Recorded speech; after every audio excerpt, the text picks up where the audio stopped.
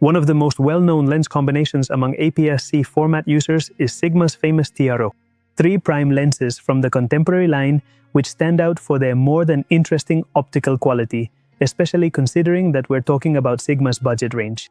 A very wide aperture, covering a focal range from wide angle to medium focal length with a 60mm, a 30mm, and a 56mm, and offering one of the best price-to-quality ratios you can find on the market.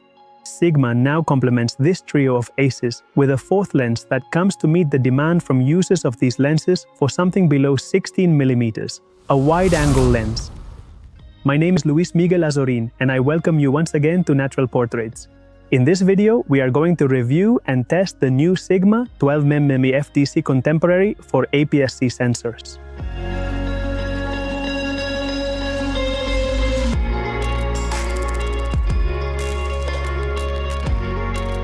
One of the first things I discovered when I switched to Sony's mirrorless system was this trio of Sigma's ace lenses. Highly recommended by its users not only because of its price, which is quite reasonable considering the usual prices in the photography market, but also for its optical quality and wide aperture. In fact, I ended up buying the 30mm version, whose results you've seen in many of my videos without even realizing it. It's truly a joy of a lens for nighttime video recording and photography, delivering incredible background blur. Well, Sigma has just released its widest angle version within what is now a quartet of fixed-f lenses. What features does this new lens have? Well, possibly the most striking feature is its size and weight. This 12mm lens is equivalent to an 18mm on full frame and measures less than 7 centimeters. It weighs only 225 grams and has a 62mm filter thread. But this small size contrasts with the other standout feature, which is its aperture. When we talk about lenses with large apertures, we usually think of big front elements and large, heavy lenses, but here we have an F aperture, a super bright one.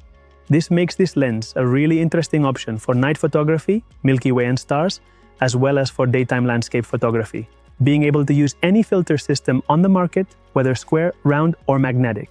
As for optical quality, Sigma has included 3 aspherical elements and 2 SLD extra low dispersion glass elements to control aberrations and maintain sharpness all the way to the corners. We'll check this directly in the field test in a moment, and it's also a lens that's sealed against dust and splashes. As you can see, the lens design is very minimalist and only differs from the rest of the contemporary line in that this new 12mm incorporates an aperture ring in the pure style of the Art series. We can operate it manually or control it from the camera body itself in A mode, but unlike the Art series, here we can neither deactivate the click nor lock it. This aperture ring is not found on any of the other 16mm versions. 3 CER or 56mm. This is a lens available in Sony, Fuji, and the recently opened Canon RF mount for APS-C format. So, a new lens in the contemporary series that looks like it could offer a lot to mirrorless APS-C format users. How will it really perform in a practical situation? Well, let's find out.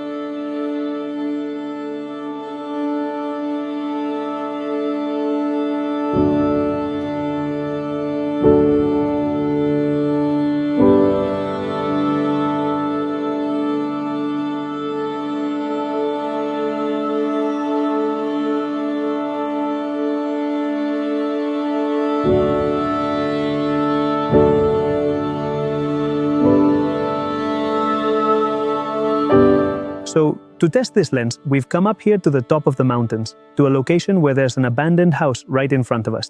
It's a house in ruins, and just in the background we have the constellation of Scorpio.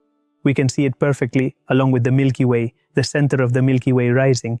That's where we're headed. As always, let's start by doing some quick tests with this new Sigma 12mm f1.4 DC Contemporary to see how it renders the stars at maximum aperture, at that f1.4, which is what interests us most especially considering that in this case we're working with a crop sensor, with a lens designed for crop sensors.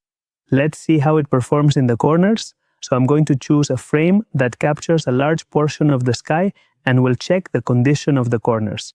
Here I have a frame with a good portion of the sky, we see many stars, and I'm going to set the parameters to ISO 3200, 10 seconds, maximum aperture f1.4, and as always in night photography and astrophotography, manual focus.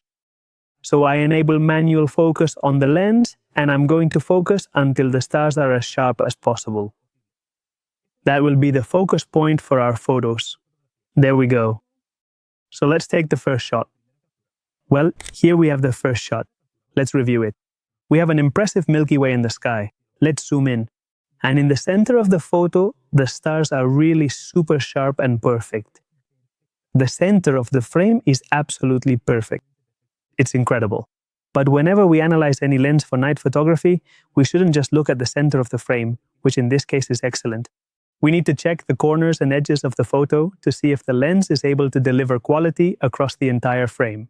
So let's go to the upper left corner, and wow, I have to say the quality of the lens is outstanding. I see the stars are just slightly elongated, but it's nothing, it's something super subtle. Let's check the upper right corner. The stars show a very slight coma, but it's barely noticeable. Really, they're very well corrected, and the stars are super sharp points. Let's move to the lower right corner. Well, here we have some branches from the vegetation around the area. But if we look at the stars, it's the same as before.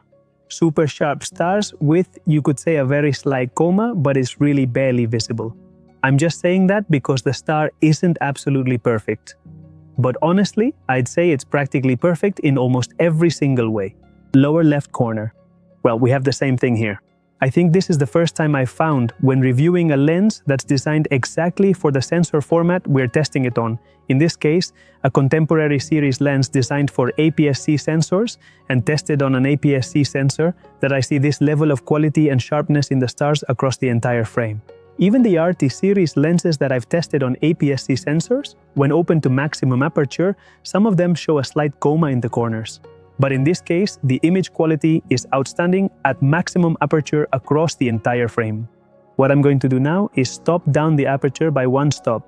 We're going to stop down to f2, and let's see in this case the condition of those stars. Since if at f1 those stars already look excellent, at f2 the quality should be even better. Let's run this second test. Alright, so here we have this second test. Let's zoom in and check the center of the photo.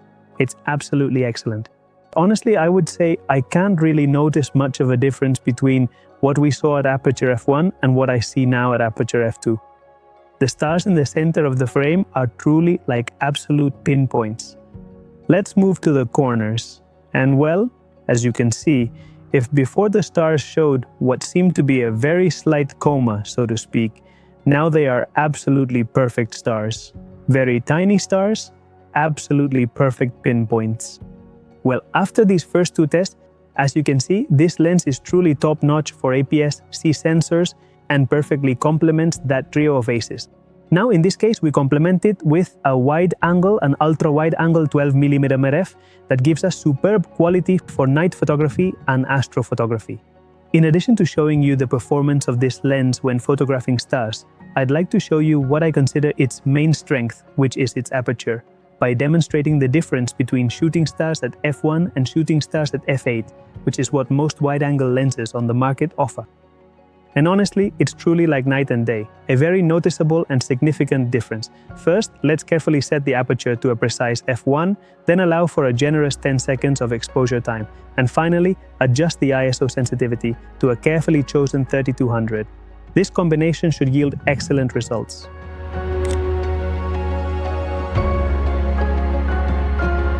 Alright, here we have the image. This is the natural lighting of the environment without adding any artificial light, which we're able to capture thanks to this f1 aperture with ISO 3200 and a 10-second exposure. Now I'm going to show you what we'd get using the same ISO sensitivity but with an f8 aperture.